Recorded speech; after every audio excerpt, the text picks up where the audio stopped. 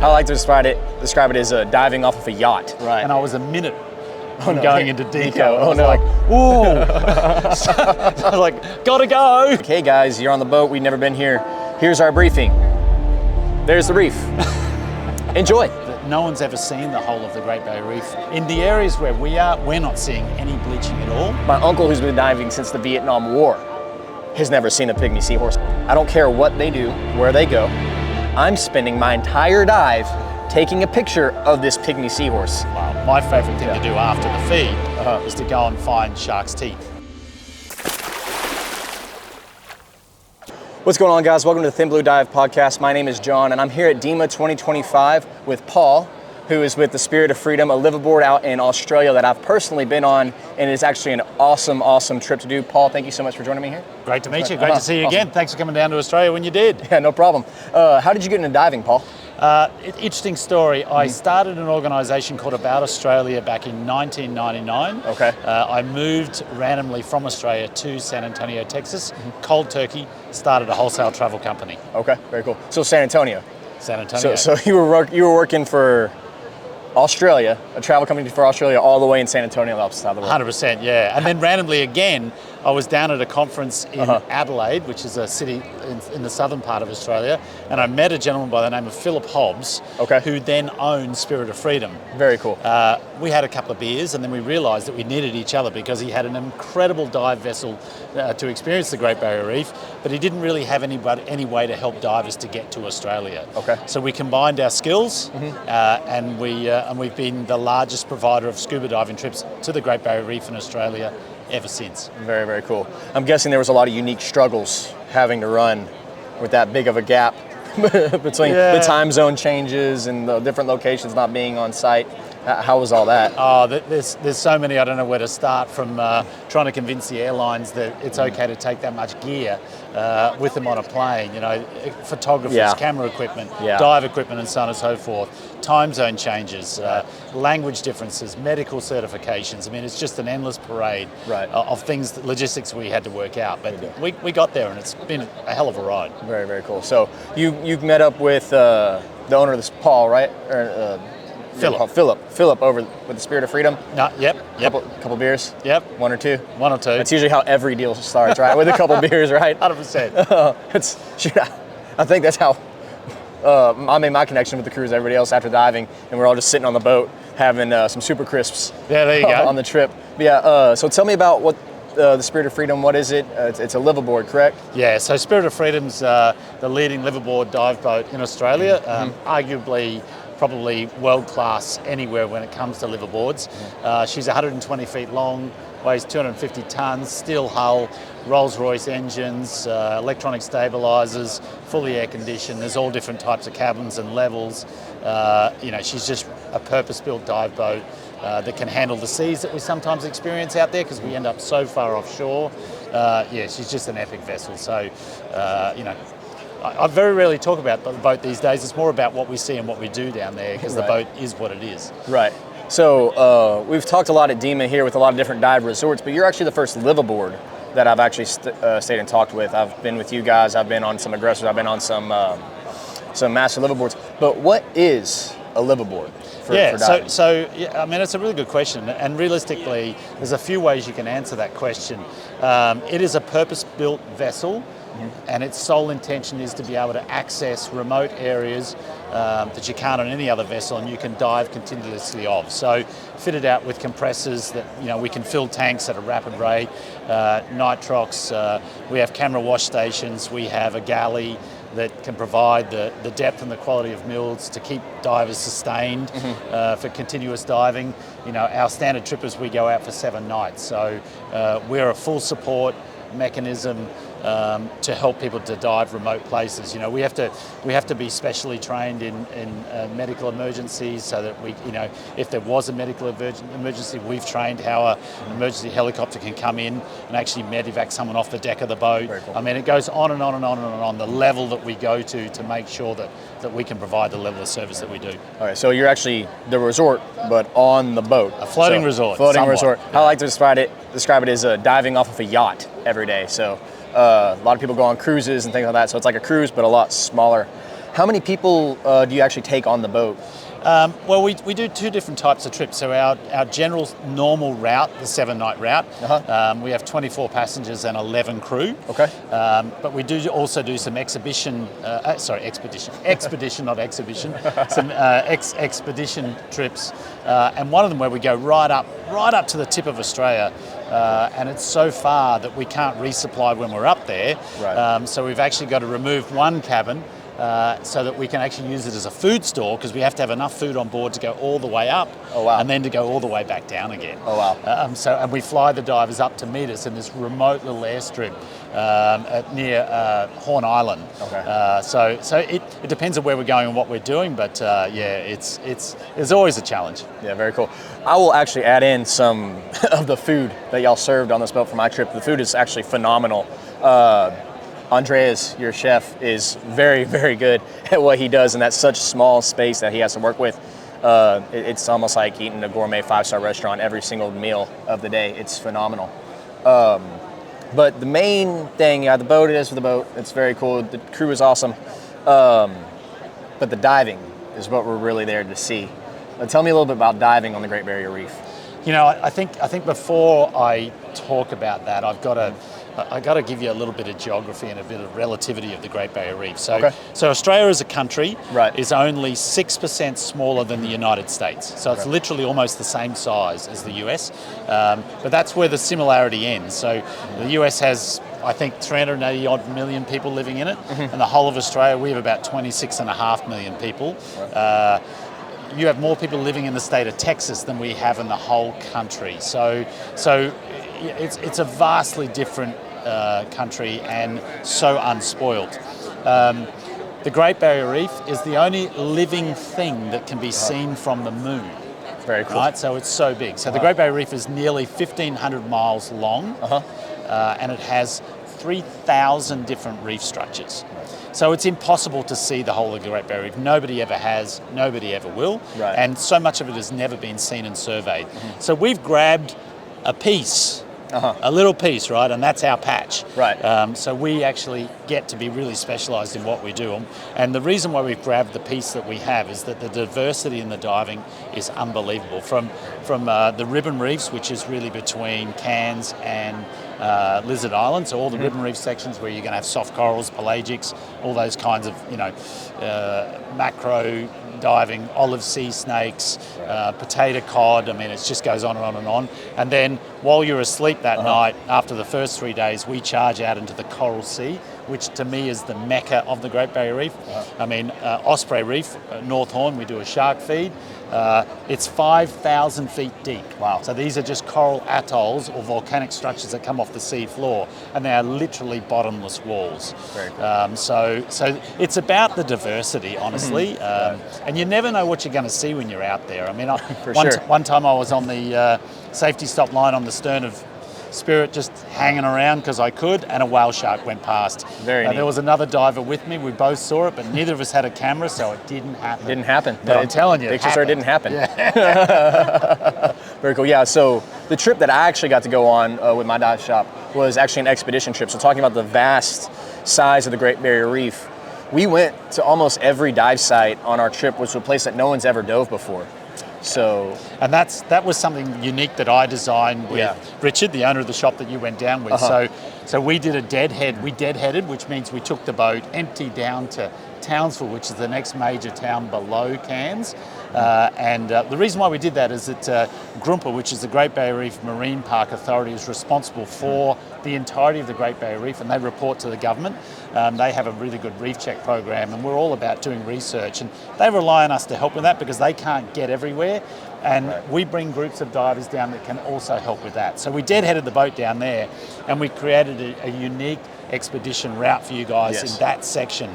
And as was described, every single dive that they did, we'd never done before. It was cool. So it made it really special and unique, and that's what we're doing in some of our other expedition stuff as well. Very, very cool. Yeah, it was really unique to be like, hey guys, you're on the boat, we've never been here. Here's our briefing. There's the reef. enjoy. I don't know what we're going to do. I don't know what we're going to see. Don't know what it looks like. Yeah, we'd had a little peek. We've checked the currents. Right, we know which way they're going to end up. So it's a little bit more thought put into it than that. But realistically, that's what it's like. It was neat. And of course, we're doing data then and actually finding new sites and new places we can dive and what makes them fantastic, what's actually there. We're finding cleaning stations, we're finding different things all the time. Right, yeah. We did the Eye on the Reef surveys, I believe. All the time. It was really cool to actually be a part of the conservation and the study of the Great Barrier Reef with the Australian government and with you guys, to actually go on a dive, take a survey of what's down there, fill out some paperwork, and actually return it into the government. It was really cool to be just, as a tourist in the country, just be a part of that whole organizations that keeps the Great Barrier Reef the amazing location that it is. It's breathtaking. It's breathtaking. It's a hard thing. We have a massive responsibility because the Great Barrier Reef is so big. Right. And we're looked at from everybody. Everybody looks at us. We have to be a leader, and the responsibility to try and protect that reef is something we take really seriously, but it's almost an impossible challenge. How do you take care of something that big?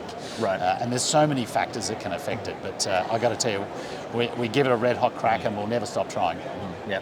So I know there's a lot of people have never been there. A lot of people never go, but I know kind of the world's view of the Great Barrier Reef right now is that it's dying, it's bleaching. Are you seeing any of that day to day as someone who's actually on the reef on a regular basis, actually doing the research, actually studying, actually taking groups out there? Yeah, look, the reality is that every reef structure around the world has suffered from bleaching events. It's a fact of life, and the Great Barrier Reef is not immune to it at all. There are sections of the reef that have been affected, but the funny thing about it is, and not that I want to pick on the media at all, but the reality is that no one's ever seen the whole of the Great Barrier Reef. There's sections of it that have been surveyed, and they were surveyed 15 years ago, and they've never been seen since. So we really don't know. In the areas where we are, we're not seeing any bleaching at all. Right. But there are other areas that we've been to where a bleaching event occurred, and they thought it would take 10 years for it to recover, and it recovered in 4. So there's so much mixed data out there, and I'm no scientist, and I'm never going to pretend to be, but I can tell you now, from my perspective and what I know within what we do, the Great Barrier Reef is alive and healthy, and we're doing the best to make sure it will stay that way. Very good. Yeah, I can confirm on that. So the small amount of time, the week that I spent there, media says it's like 70-80% of the reef's bleached.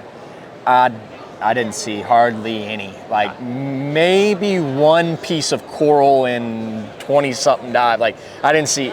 It was almost non-existent. It was a beautiful thing to see. I was very happy to see the health of the Great Barrier Reef. I was blown away. It exceeded my expectations because of the fake news and rumors of the media of what they want to put out or what the misinformation. So it was really cool to see. There's some people think that it possibly could be cyclical. Right. I don't know. Like I said, I'm no scientist, but it'll be what it is. It is what it is. Yeah. So y'all offer several different types of trips. Where all do y'all go on a typical 7-day trip? So really good question. So Spirit does a regular circuit starting in Cairns and ending in Cairns. The majority of American divers, like 98%, will do the full 7-night route, and in 7 nights you'll do 26 dives. And there's a mixture of twilight, night, and day dives, so that there's that whole spectrum of choice and difference in the range of dives that you'll do. But the 7 can be broken up as well if you don't have that much time. So you can do a 3-night trip, which starts in Cairns and ends up at Lizard Island, and then you take a low-level flight to get back to Cairns for your no-fly, no-dive safety. If you're doing the 4-night trip, the plane, when it comes up, you're on that. So you fly from Cairns to Lizard Island, and you board the vessel, and that then goes straight out into the Coral Sea and ends up back in Cairns, and that's the 4-night journey. Cool. Or if you jump on board in Cairns and jump off in Cairns, it's a 7-night circuit. Okay. And that's our standard trip. Very cool, very cool. And y'all have a couple special dives that y'all like to hit on a regular basis, like cod hole or your normal shark dives and things like that? We definitely hit the cod hole. That's the last dive you do before you come into Lizard Island, and they're the potato cod, or grouper as you call them, are just ginormous. I mean, they're just massive. We call them little Volkswagens, but they're always there to come around for a feed. And of course, we don't overfeed them. They only get fed once a week, so we're not in any way affecting them in their life or overfeeding them. So we're very conscious of that. And then out at North Horn, which I know was something you really enjoyed, there's a site called North Horn, which is out at Osprey in the Coral Sea. We do a shark feeding out there, and it's fairly epic. And I don't know if you did this, but my favourite thing to do after the feed is to go and find shark's teeth. So we actually didn't get to do that dive because it was 100%. You've got to come back though. Yeah, that's the game plan. Is actually I want to come back and do y'all's normal route because I don't think we hit any of y'all's normal. Oh no, route. You didn't do that. Yeah, no, you never went up there. We never That's went right, that far north. You were on a special trip. Right, we were down in Townsville up to Cairns. We never hit up to Lizard Island, and from what I've heard, the better parts of the reef are up there. So from what I saw and what y'all have seen in the Australia videos, I'll also link that here for the YouTube video, is just the massive helps of what we saw in the not best part, the not peak of the reef. You did do the Yongala. Yes, we did the Yongala. We spent a day on the Yongala, and that was phenomenal. I would like to do a night dive on the Yongala. I would too. Yeah. That first dive we might find a way to make that happen. I think we should make that happen. Yeah. And if you guys want to actually join us on a trip to a Yongala expedition to actually do a night dive, let me know down in the comments. That way we can get you set up with these guys and we can make this happen. But that first dive that we did in the early, we woke up 5 in the morning. Typically you're getting up at like 6:30 or 7. We woke up early, had a quick breakfast, and instantly hopped on a boat to get out to the Yongala because I believe you had to get a special permit with the government to get on that wreck. But all the day boats take that 4-hour boat ride, right? It's like 4 hours to get out there. To get off. We got from there, the mainland out. Yeah. So we were there the night before because we're on the Liveaboard, and there was nobody there, and the sun was just barely coming up, breaking over the horizon of the water. So when we got in the water, so it was kind of like doing a night dive at the very beginning. And at the bow of the boat, there was just about 8 to 12 marble eels just sitting over it like angels, just guarding the graves of the people who were still in. It was just beautiful, and like they didn't care you were there. You were able to get close up like this to them. They would come up over you. The big bump head wrasse, the sea snakes. It was a really, really cool, serene dive. Yeah, and there was actually a leopard shark down the anchor line at the base, and I didn't go down there because I'm like, we're doing another dive. This is kind of a deeper dive. I want to save my no deco time, so I can enjoy it again. And I missed the leopard shark, and I really wish I would have just gone down there because I was playing it in my head whether I was going to or not. But there's so much cool stuff to see on the Yongala and in this trips in general. But we definitely want to come back and do a normal 7-day. You talk about leopard sharks, right? Yeah. And I will tell you about a little experience that I had, and this was out at North Horn, and we did a drift dive. We tried very hard not to let anybody have to get into a tender. So we load everybody in the tender, we take them away, and then we drift drive them back to the stern of the boat, the main boat. Anyway, did this dive, and I almost got back to where the Spirit was moored, and I stayed deep in this drift dive because I came back so quickly. I thought I'll be fine. Anyway, I spotted a leopard shark, quite a big leopard shark that was just really asleep on the bottom. He or she was just sitting there, and so I sort of zoomed past, and I thought, whoa! So I popped back down, and I crept up behind it, really slowly and carefully, never disturbed. And I got within probably a foot. Very cool. Right, and I stayed there. I was mesmerised, and suddenly, after I don't know how long, I suddenly felt my watch starting to vibrate on my wrist, and I was a minute from going into deco. I was like, ooh. So I was like, gotta go. Right. So I grabbed my buddy and went, but I probably sat there for, I don't know, five or 8 minutes just enjoying that incredible moment. So I'm sad you missed that. Yeah, very cool. Taku, Yale's photographer. Yep. Phenomenal photographer who's on the boat often. He found a piece of soft coral that had a whole bunch of pygmy seahorses on it. Wow. And I have been diving since 2006, coming up on my 20 years of diving, and I had never seen a pygmy seahorse. To take it back to how rare it is to see a pygmy, at least for us here in the States, my uncle, who's been diving since the Vietnam War, has never seen a pygmy seahorse and has always wanted to see one. I wonder what percentage of divers have seen one. Exactly. So he put a little a glow stick, tied it around the bra, and we went and did that same dive again as our second dive of the day before we went off to the next spot. And I told my girlfriend at the time, soon-to-be wife, that I don't care what they do, where they go, I'm spending my entire dive taking a picture of this pygmy seahorse. Wow. and she got really, really mad at me when I spent the entire dive taking pictures of this pygmy seahorse, and I was getting frustrated. I was so happy to see it, and it was awesome. But she was mad because I was screaming and yelling. I'm like, I've waited 20 years. I have to get a good picture, and it couldn't. The coral was starting to bloom, so it was really blending in with there. And I got decent pictures, but not a good one. Haku got some phenomenal ones. Just need a better camera, mate. I'm gonna go over here. Let me go talk. Spirit of Freedom trip. Like a candy new camera, store, right? Like a candy store in here. right. Oh no, there's so much stuff to do. But I'd actually just gotten my new camera. It's like my second trip with it, and I was still learning it. And I think I came up with less than 200 pounds of air. Wow. So I literally spent. Don't tell him. Yeah, no, that's not meant to happen. Don't do that. I don't recommend not the protocol. it. I don't recommend it. Come up with enough air. I was on the dirty list on the boat. They had a thing. I put it on there. Get a black mark. Get watched. We were a good ways away from the boat. The tender came and picked us up. I was in the doghouse for a little bit with my girl. Worth it. Worth it. It was awesome. It's still a fun story to tell.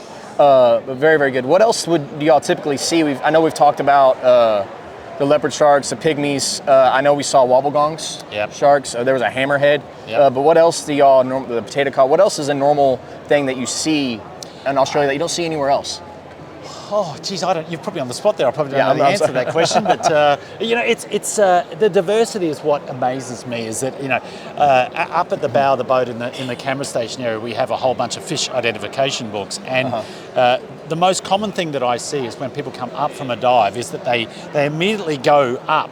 Right. To those fish identification books because they see fish they've never seen. That half the time we can't remember them all either. The diversity is crazy. And there's a little thing down here. I know I'm going to jump out of the shop for a second, but there's 133 types of sharks and rays.